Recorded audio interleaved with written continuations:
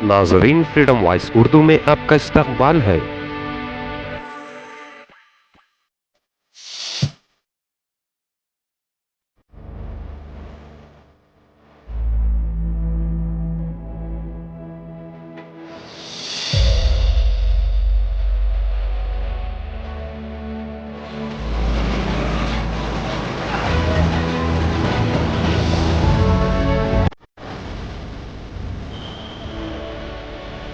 इस ईद उल फितर के 2 रकात वाजिब नमाज शायद 6 घंटे के साथ और नमाज़ पढ़ेंगे, रुकू सुजूद होगी।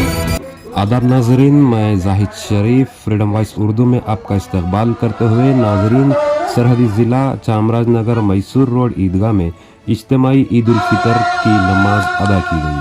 इस दौरान MLA पुटरंग शेट्टी ने शिरकत करते हुए ईद की मुबारकबादी पेश की और अमायदीन शहर को शाल पोशी की।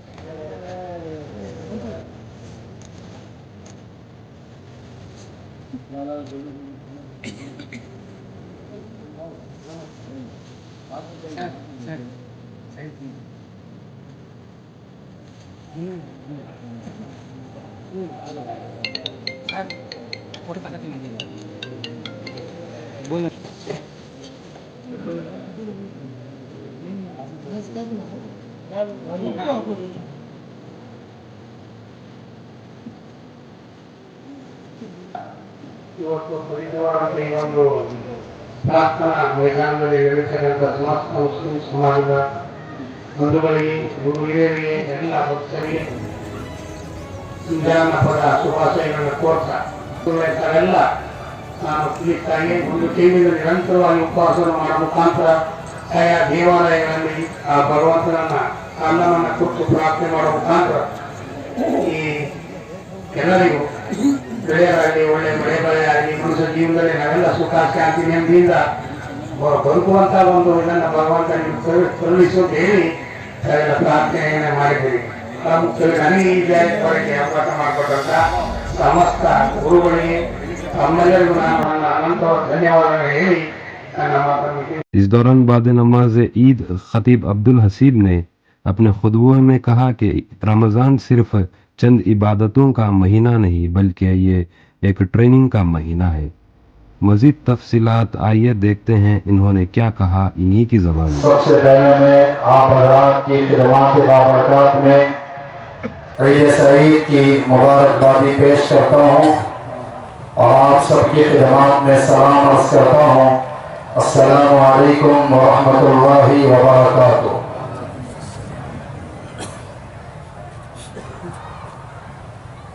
जिंदगी की रफ्तार, वक्त की तेजी इस तरह से रफ्तार के साथ चल रही है, ऐसा लगता है कि अभी अभी हमने चंद दिन पहले ही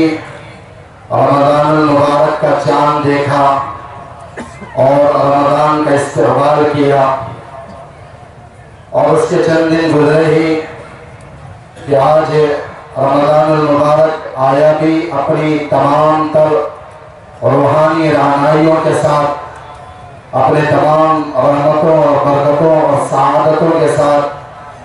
और हमसे रुखसत भी हो गया और हमसे जुदा भी हो गया। का नाम नहीं है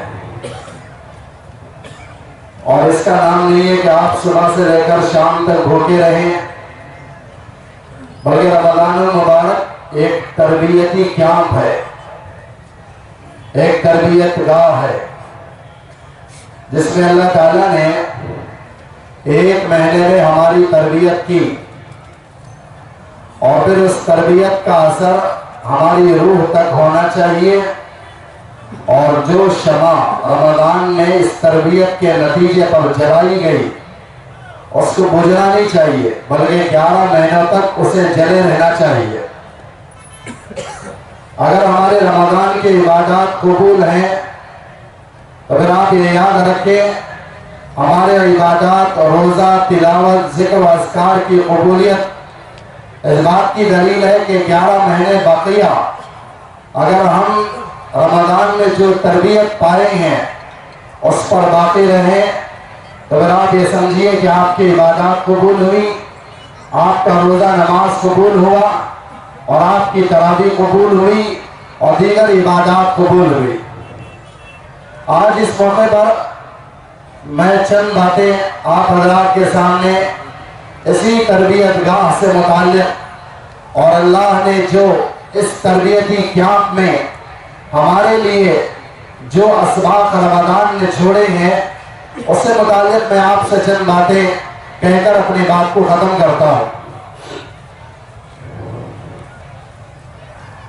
رمضان المبارک جس کا ذکر قرآن کریم میں، رمضان میں قرآن اتارا گیا جس کا ذکر قرآن کریم میں، اللہ نے یہ کہا کہ روزے رکھو اس کا ذکر قرآن کریم میں، اللہ نے آگے کہا کہ کن لوگوں کو کن اعذار کی بنا پر روزہ چھوڑنا جائز ہے اس کا ذکر قرآن کریم میں، اور ان باتوں کے ذکر کرنے کے بعد آگے اللہ تعالیٰ نے کہا یرید اللہ بکم الیسر ولا یرید بکم العسر، اللہ آپ سے آسانیاں چاہتا ہے۔ پھر آگے اللہ تعالیٰ نے یہ کہا کہ جب ہماری طرف سے جو وقت مقررہ ہے اور جو ایام متعین ہیں، وَلِتُكْمِلُوا الْعِدَّةَ وَلِتُكَبِّرُوا اللَّهَ عَلَى مَا هَدَاكُمْ وَلَعَلَّكُمْ تَشْكُرُونَ،